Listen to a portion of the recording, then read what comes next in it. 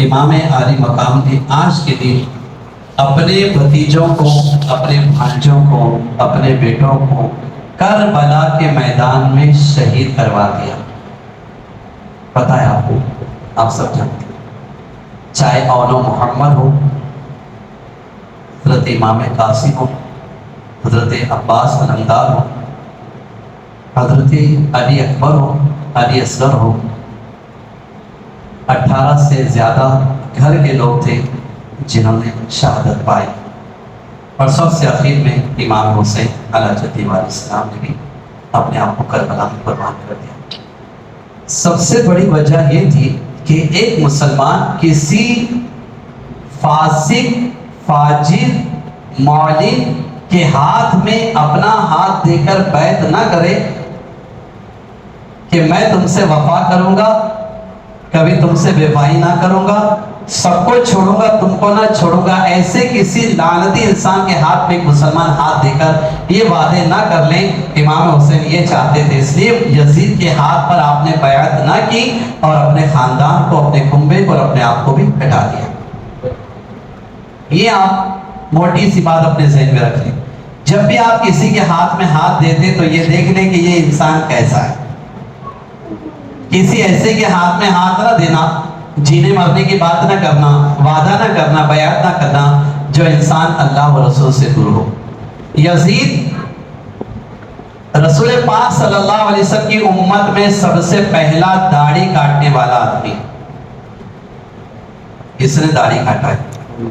سب سے پہلے جماعت سے نماز چھوڑنے والا یہ آدمی، شراب پینے والا، زنا کرنے والا اور بھی بہت سارے برے کام کرنے والا، کعبے میں آگ لگانے والا، مسجد نبی شریف میں گھوڑے باندھنے والا، ہر گناہ کا مرتکب یہ آدمی تھا۔ اس لیے میرے امام نے اسے امیر المومنین نہ مانا، خلیفۃ المسلمین نہ مانا، اللہ کی طرف سے کوئی مقرر ہو ایسا نہ مانا۔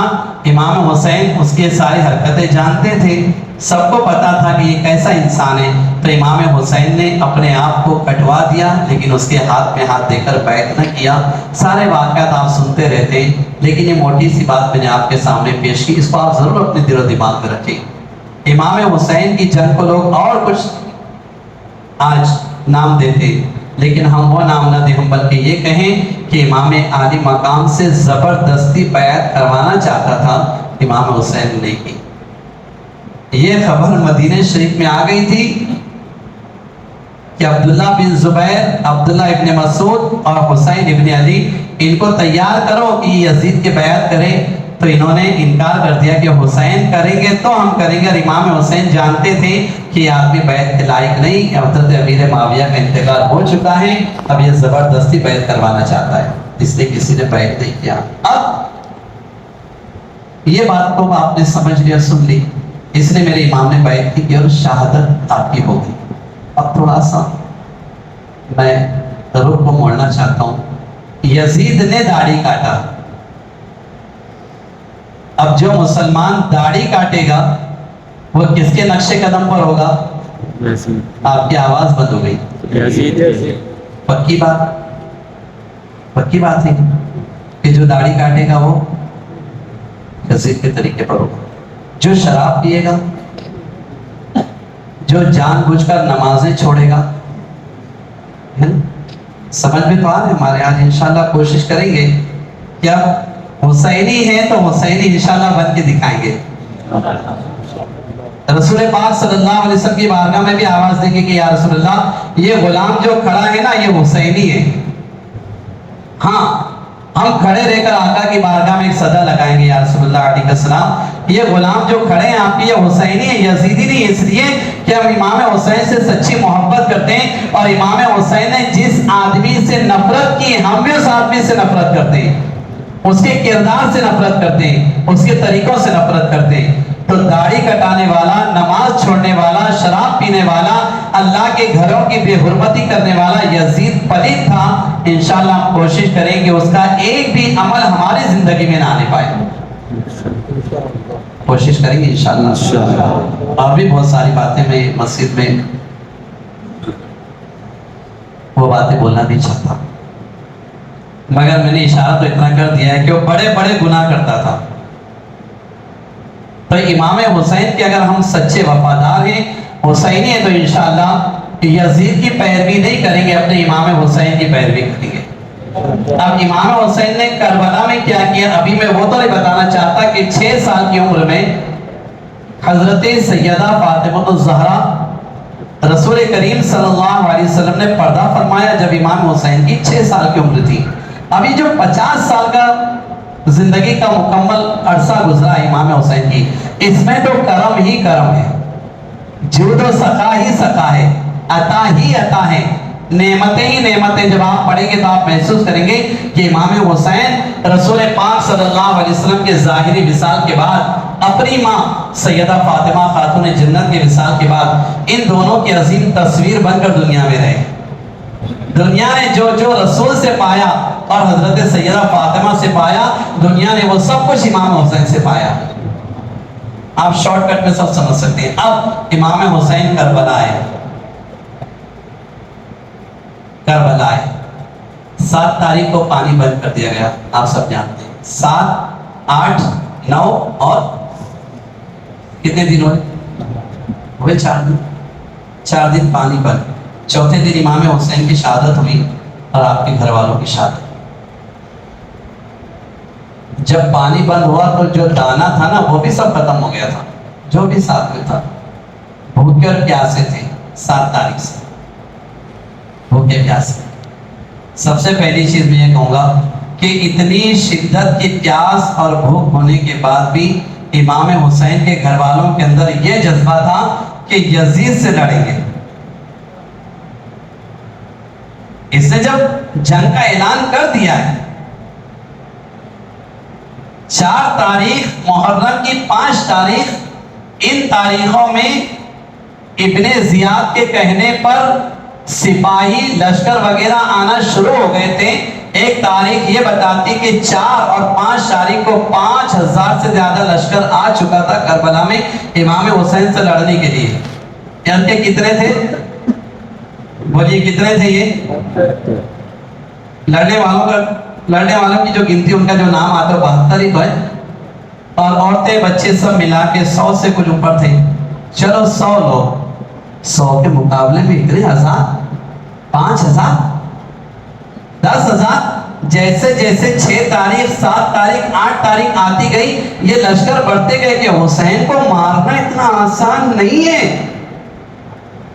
حسین سے لڑنا، ان کے گھر کے بچوں سے لڑنا اتنا آسان نہیں ہے، فوج بڑھاؤ.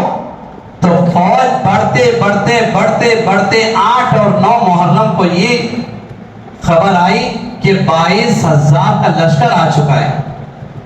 کتنے لوگوں کے سامنے؟ 72. یہ کون سی جنگ ہے؟ جب ادھر 22,000 ہے تو ادھر بھی تو 22,000 ہونے چاہیے، تب جنگ ہوگی نا. مارکا آرائی کس کو کہتے ہیں؟ جنگ کا طریقہ کیا ہے، قاعدہ کیا ہے؟ جتنے سامنے اتنے ادھر بھی ہوں. اور یہ کیا ہے؟ کربلا میں بھوکے پیاسے 72 اور ان کو مارنے کے لیے 22,000. اس لیے کہ 22,000 کا جو لشکر آیا تھا نا، اس کا سپہ سالار جانتا تھا کہ حسین کے گھر والوں سے لڑنا اتنا آسان نہیں ہے، ان کے بدن میں خون علی ہے. جو ایک ہاتھ سے خیبر کا گیٹ اکھاڑ دے، گیٹ لوگ دروازہ کہتے ہیں نا، گیٹ، کہ جب مولا علی خیبر کا گیٹ اکھاڑ کر پھینک دے تو 300 سے زیادہ لوگ اس کو اٹھاتے تھے تو اٹھتا نہیں تھا. اس کا خون ہے ان کے اندر، اس حیدر کرار کا خون ہے. حسین کو مار دینا اتنا، ہاں انہوں نے کب مارا ہے وہ بھی آپ سنیے. جب امام حسین سجدے میں تھے. اگر امام حسین سامنے ہوتے نا تو ان کی طاقت نہیں تھی کہ امام حسین کی گردن پر جو تلوار رکھتے تھے. ان کی طاقت نہیں ہے. یہ شیر خدا کا لال ہے، علی مرتضیٰ کا بیٹا ہے، سیدہ فاطمہ الزہرا کا لال ہے. ان کی گردن پہ تلوار رکھنا اتنا آسان نہیں تھا. یہ جانتے تھے کہ اتنے زیادہ لوگ لگیں گے. اس کے بعد بھی آپ دیکھیے تاریخ میں کہ گاجر اور مولی کی طرح سب کو کاٹ کے رکھ دیا ان گھر والوں نے. اور یہ سمجھ گئے کہ ایک ایک جا کر تو ان کو نہیں مار سکتے تھے، ایک ساتھ سب حملہ کرو. تو امام حسین پر، آپ کے گھر والوں پر، سب پر یکے بعد دیگر ہیں. تیروں کی بوچھار ہوئی، نیزے پھینکے گئے، تلواریں پھینکی گئی کہ علی اکبر گھوڑے سے گر جائے، امام قاسم گھوڑے سے گر جائے، اولا محمد گھوڑے سے گر جائے۔ یہ سب گھوڑے سے گرے، اس لیے دور دور سے سب پھینک کر مارا گیا، نزدیک آ کر لڑنے کی طاقت کسی میں نہیں تھی۔ امام حسین کے ساتھ بھی ایسا ہی کیا گیا کہ جب امام حسین سجدے میں گئے تب شمر ظالم نے آپ پر تلوار سے حملہ کیا۔ اب جو میں بتانا چاہتا ہوں وہ یہ ہے کہ بھوک اور پیاس کے بعد بھی ڈٹے رہے امام حسین۔ کاش ہمارے اندر یہ جذبہ پیدا ہو جائے کہ جان جاتی ہو تو جائے، اللہ کا دین ہمیشہ سلامت رہے، اللہ کا دین سر بلند رہے، اللہ کے دین اسلام کا بول بالا رہے۔ کاش ہمارے اندر یہ جذبہ پیدا ہو جائے۔ اور دوسری چیز یہ، درود پاک پڑھ لیجیے، اللہم صلی وسلم علی سیدنا مولانا محمد وعلی آلہ وصحبہ اجمعین، صلاۃ و سلام علیک یا رسول اللہ صلی اللہ تعالی علیہ وسلم۔ دوسری چیز یہ کہ امام حسین اور آپ کے گھر والوں نے پوری دنیا کو بتا دیا تم پر کیسی بھی مصیبت آ جائے نماز نہ چھوڑنا۔ کریں گے انشاءاللہ کوشش، اللہ کا سجدہ وہ جی چھوڑیں گے نہیں انشاءاللہ، دل سے بول رہے ہیں آپ کے ایسی زبان، کیونکہ میں سمجھ رہا ہوں کہ ابھی نماز کے بعد سب جو ماحول بنے گا نا، 3-4 بجے جو ماحول بنے گا اس میں نمازیں چھوڑ جائے گی، تو آپ جتنے میری آواز کو سنتے ہیں ابھی باہر ہے اندر ہے، انشاءاللہ آپ عصر کی نماز پڑھیں گے۔ میرے امام نے نماز نہیں چھوڑی تو آپ بھی نہیں چھوڑیں گے انشاءاللہ۔ سجد آپ جانتے تھے، امام حسین کو یہ بھی پتا ہے کہ میں سجدے میں جاؤں گا تب مجھ پہ حملہ ہوگا، اس کے بعد ہی میرے امام نے سجدہ کیا۔ اب آپ سمجھ لو کہ جس آدمی کو یہ پتا ہے کہ سجدے میں جاؤں گا تو یہ مجھ پر حملہ کریں گے، تب بھی اس انسان نے سجدہ نہ چھوڑا، اس انسان کو امام حسین کہتے ہیں۔ تو انشاءاللہ ہم امام حسین کے ماننے والے ہیں، ہم بھی انشاءاللہ سجدہ کریں گے کوشش۔ ایک آخری چیز، صبح میں شہادت ہو جانی ہے 10 محرم کو، یہ طے، یہ طے 10 محرم یوم عاشورہ کو امام حسین کی شہادت ہو جانی ہے، یہ طے ہے۔ تو اب یہ جو رات آئی ہے یہ رات کیسی رہے گی؟ جس انسان کو یہ پتا ہو کہ صبح میں مر جاؤں گا یا مجھے مار دیا جائے گا، رات کو اس کی کیفیت کیا ہوگی؟ آئے گی نیند، بے چینی، گھبراہٹ کہ صبح مجھ پر تلواریں چلے گی۔ مگر امام حسین کی شان پر آپ قربان جائیے، سکون سے پوری رات اللہ کا کلام پڑھتے رہے، پوری رات خدا کے کلام کی تلاوت کرتے رہے، اللہ کی بارگاہ میں سجدہ کرتے رہے۔ جانتے کیوں؟ کہتے ہیں حسین جس نانا نے قرآن لا کر دیا، آج کی رات جو آخری رات رہے گی خوب دل سے اس قرآن کی تلاوت کر، جس نانا نے نماز لا کر دی اس نماز کو خوب دل سے ادا کر لیں، اس لیے کہ کل تیری شہادت ہو جائے گی، اس کے بعد کہاں پھر تجھے نماز پڑھنی، کہاں عبادت کرنی۔ مگر دنیا نے یہ دیکھا کہ جس حسین نے رات بھر قرآن پڑھا، صبح کو نماز پڑھی، جب ان کا سجدے میں سر جدا کیا گیا اور نیزے پر رکھا گیا تو نیزے پر وہ سر پاک قرآن پاک کی تلاوت کر رہا تھا۔ یہاں سے میرے بزرگوں نے بڑی پیاری بات کہی ہے، اور وہ بات یہ کہی ہے کہ مسلمانوں، اگر تم اللہ کے کلام کی دل سے تلاوت کرو گے تو تمہارے مرنے کے بعد بھی تمہارا جسم تلاوت کرے گا، تمہاری روح تلاوت کرے گی، یہاں سے اس عالم کی طرف بھی تم تلاوت کرو گے۔ اگر تم یہاں اللہ کے کلام سے محبت کرو گے، اللہ کی نماز سے محبت کرو گے، پروردگار عالم مجھے آپ ہم کو سب کو امام حسین کا صدقہ عطا فرمائے۔